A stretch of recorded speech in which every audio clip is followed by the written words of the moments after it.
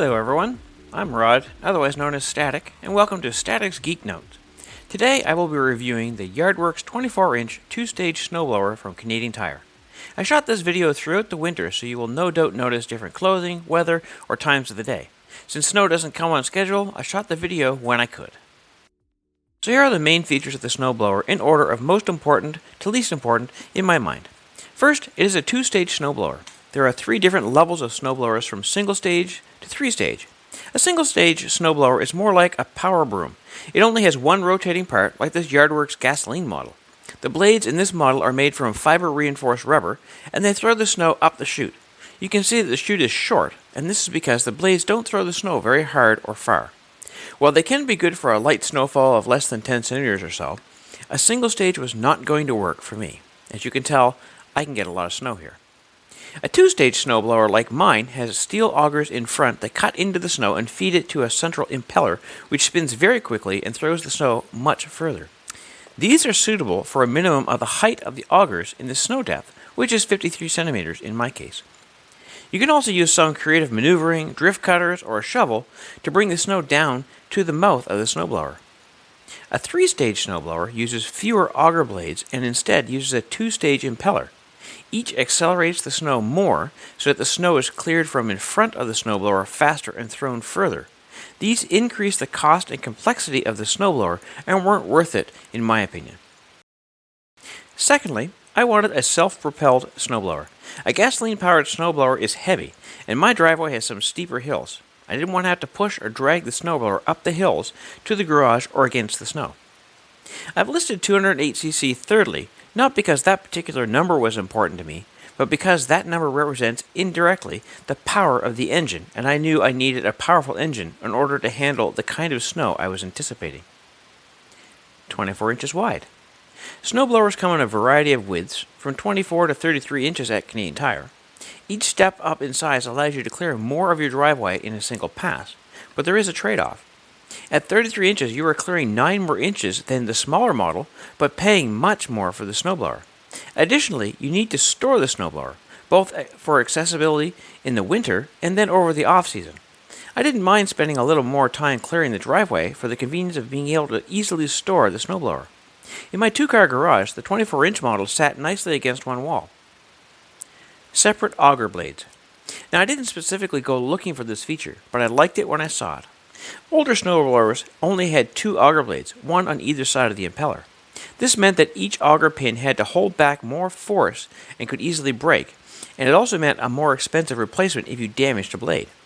Having separate blades made me think I would have fewer broken pins. I should point out that the shear pins are designed to do just that, shear off, and protect both people from the greater injury and the mechanicals from greater damage. They are an inexpensive, sacrificial part. Electric start. My experience with gasoline engines has been that they can be difficult to start, and since I would not be the only one having to start this machine, I wanted the electric start option. Heated hand grips. This was also not a feature I went looking for, but I liked it when I saw it, and have learned to appreciate it all the more with use. Remote chute. This means that you can change the direction and angle that the snowblower discharges the snow. I generally don't use the discharge angle at anything other than the fully open for maximum distance or fully closed to drop the snow within a couple meters of the machine. Everything in between seemed frivolous to me. Changing the direction of the discharge I used constantly, especially when turning around at the end of a run. The controls change the direction by 180 degrees in about a turn and a half, which brings me to my next feature, one-hand operation lock. This was a nice touch by the designers. Usually you need both hands to control a snowblower. Your left hand controls the auger, and your right controls the drive. You can run the augers only, or the drive only. So, when you get to the end of a run, you could let go of the auger control so that the auger stopped, but you kept driving, and turn around, adjust the discharge, and then start the auger again. However, this requires some speed and coordination. With the one-hand operation lock, if you are holding down the drive, you can let go of the auger control, and the auger will keep going. Now you can adjust the discharge angle without having to stop. This feature made turnarounds or adjusting the discharge to avoid windows or cars much easier. 6 forward, 2 reverse speeds. This is low on my list because I haven't found having so many speeds very useful. Perhaps they are if I was clearing more snow, but I found I only used 3 speeds. forward 1 for clearing, forward 6 for moving the machine, and reverse 1. I'm sure others may find each speed useful for something. Adjustable and replaceable shoes. Rather than running the scoop right on the ground or pavement, the snowblower has plastic shoes that slowly wear away, rather than the machine. These are inexpensive, sacrificial parts. Extra shear pin storage. I haven't broken a shear pin yet, despite some accidents with the machine, but having extra pins connected to the machine is much more convenient than having to store them in my toolbox or on my pegboard. They are right there where I need them. LED light. This is the least useful feature of the snowblower. Its best use is in showing other people where you are, rather than lighting your work area. It is fairly bright, but in blizzard conditions, you don't see much beyond the machine itself. Here is a brief overview of the machine.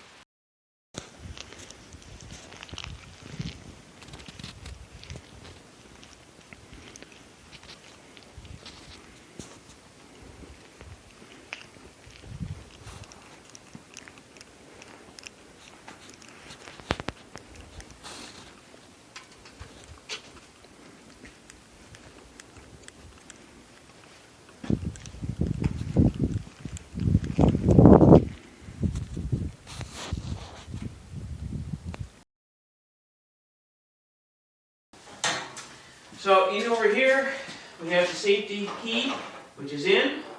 Like that. Turn this all the way up. Turn the choke all the way up. Pump this 3 times.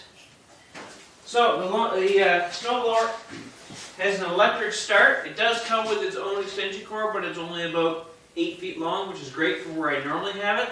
But for the purpose of the video, I'm just going to use a standard extension cord and plug it in, and I hit the button.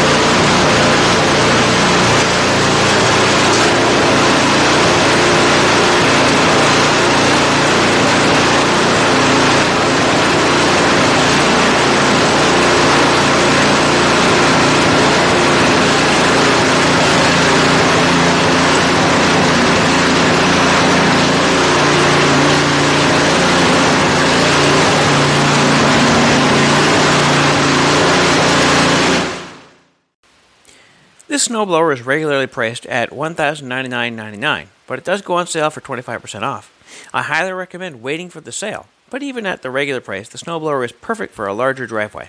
My driveway takes about 2 hours to complete when the snow is over a foot deep, including where the plow goes by. My driveway is U-shaped, so I have 2 plow dumps to worry about. I found the machine to be very well made and have high quality. The parts are either a good quality plastic or are well painted. The color scheme is consistent with the newer Yardworks equipment and looks great in the garage. Overall rating? Highly recommended. As I was snowblowing, I heard a strange noise coming from the machine. Once I stopped it, I found out that one of my kids' swords had been left in the driveway, and the machine had happily eaten it without a hiccup. The metal shaft was wound around the impeller shaft, and the wooden handle was tapping on the frame as it went around. It took me a while to disentangle it, but there was no damage to the machine. It is quite powerful. Thanks again for watching. Don't forget to like and subscribe for more videos. I am part of the Canadian Tire Tested team, although I have yet to officially review something through the Tested program. Click the bell beside subscribe if you want notification whenever I post the next video.